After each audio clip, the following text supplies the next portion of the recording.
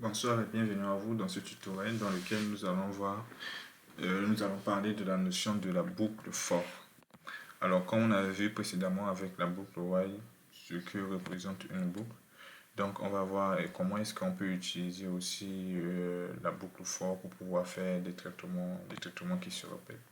Supposons qu'on nous demande d'afficher un nombre, du moins les nombres entiers entre 1 et 10. Donc, 1, 2, 3, 4, 5, 6, 7, 8, 9, 10. Donc, normalement, on pouvait faire 10 print. Maintenant, pour ne pas faire 10 print, on peut faire une fois le print, mais qui se répète 10 fois. Et maintenant, on ne fait que incrémenter une valeur. C'est-à-dire quoi? Concrètement, on peut faire, par exemple, en utilisant cette syntaxe-là, la boucle for, on dit i, et on dit in range, et on dit de 1 jusqu'à 10. En réalité ici, c'est quoi? On est en train de dire qu'on veut écrire une boucle qui va avoir ou bien parcourir cet intervalle.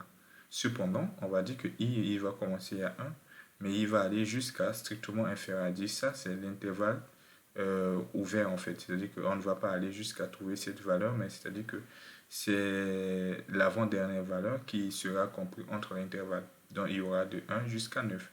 Donc, si on veut afficher 9 valeurs, c'est-à-dire entre 1 et 10, 1 à 9 pour afficher, on va mettre 10. Si on veut afficher 10 premières valeurs, on peut mettre ici une range de 1 à 11. Donc, ce qui va faire qu'il va aller de 1 jusqu'à 11 moins 1, c'est-à-dire 1 jusqu'à 10.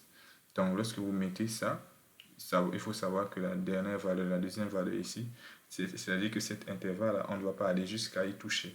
On va aller jusqu'à cette dernière valeur, moins 1. Et donc, ce qui se passe, c'est quoi? Je vais lui dire tout simplement de m'afficher i. Donc, ce qui se passe, il va dire for i in range 1, c'est-à-dire que dans l'intervalle 1 jusqu'à 10, il va prendre pour i est égal à 1, il va afficher i est égal à 1, après il incrémente, i passe à 2 d'une manière automatique, parce que cette boucle-là, for, il va faire l'incrémentation d'une manière automatique. Après avoir arrivé à incrémenter, du moins afficher 1, il va faire une itération, il va passer à 2, il va faire après une itération, il passe à 3 jusqu'à ce qu'il passe à 9.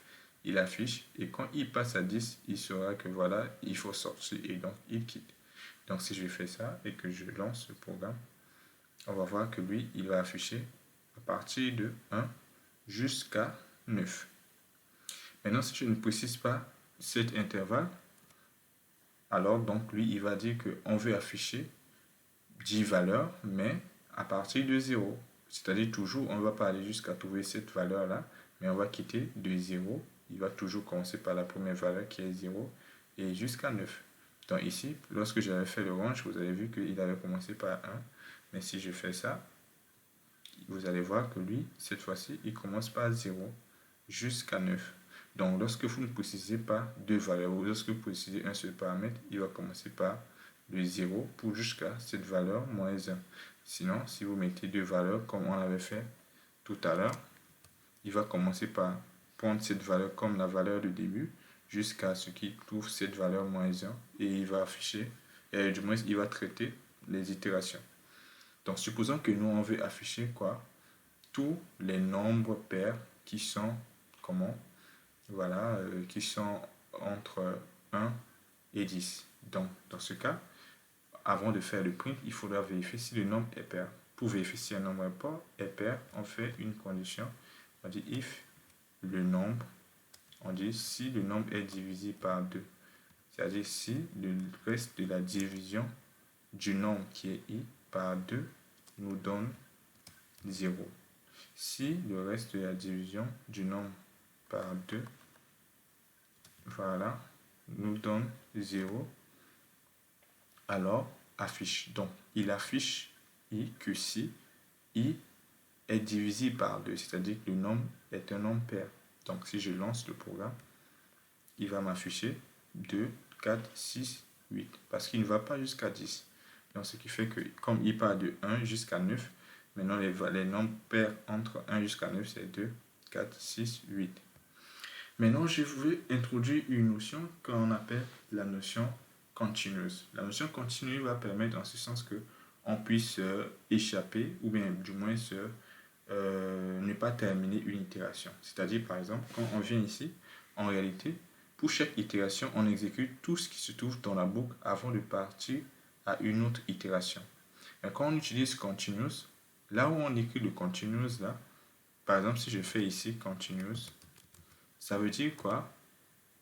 Quand je fais quelque chose et que j'arrive à ce niveau, si j'exécute continue, je dois plus exécuter le code qui suit. C'est-à-dire quoi? Le continue va faire en ce sens qu'on quitte l'itération d'une manière automatique et on passe à une itération suivante. Je m'explique. J'avais dit ici que lorsqu'on rentre dans la boucle, pour chaque itération, toutes les lignes qui sont dans la boucle vont être exécutées. Mais l'instruction continue veut dire tout simplement que quoi? Quand j'arrive sur continuous, ce qui reste, il ne faut plus exécuter pour l'itération en cours, mais il faut quitter et aller directement à l'itération suivante. Donc, si par exemple, je demande d'afficher tous les nombres qui ne sont pas pairs, ça veut dire que lorsque le nombre est pair, je ne dois pas l'afficher. Mais si je dois afficher que lorsque le nombre n'est pas pair, lorsque le nombre est pair, ne pas l'afficher, mais d'afficher juste les nombres qui sont impairs. Donc, je vais dire ici que lorsque, par exemple, le nombre est pair, il fait quoi? Continue.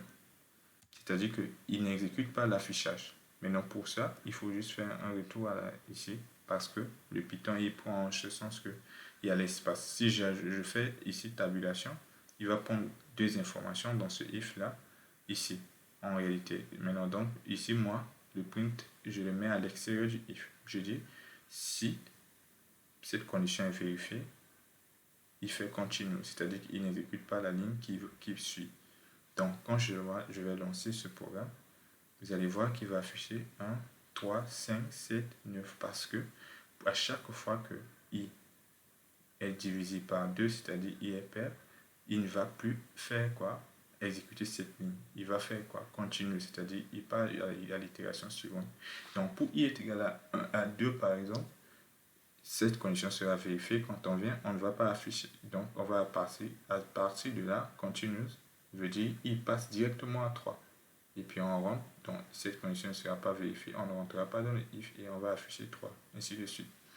Ensuite aussi, il y a eu l'instruction break qui va permettre tout simplement d'arrêter la boucle. Le break veut dire tout simplement, c'est une instruction qu'on va utiliser pour pouvoir arrêter tout simplement le traitement d'une boucle. Donc, si par exemple je fais break, ça veut dire que quoi? Quand il va arriver sur la première valeur qui est pair, il va quitter directement. C'est-à-dire qu'il va afficher le premier nombre impair, c'est-à-dire le 1, et directement il va sortir. Si je fais ça, vous allez voir, il va afficher 1, parce qu'après 1, directement, il trouve une valeur qui est paire, c'est-à-dire 2 qui est divisé par 2, et donc il vient ici exécuter le break. Et donc, le break permet de quitter la boucle.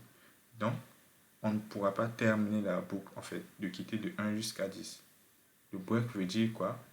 On force tout simplement l'arrêt de la boucle. Donc, merci à vous d'avoir suivi ce tuto. N'hésitez pas à aimer la vidéo et à vous abonner. Et aussi de me mettre en commentaire s'il y a des choses que vous n'avez pas compris. Et aussi, n'hésitez pas à mettre en replay la vidéo pour comprendre et mettre en pratique cette notion qu'on vient de voir. On nous revoit dans le prochain tuto.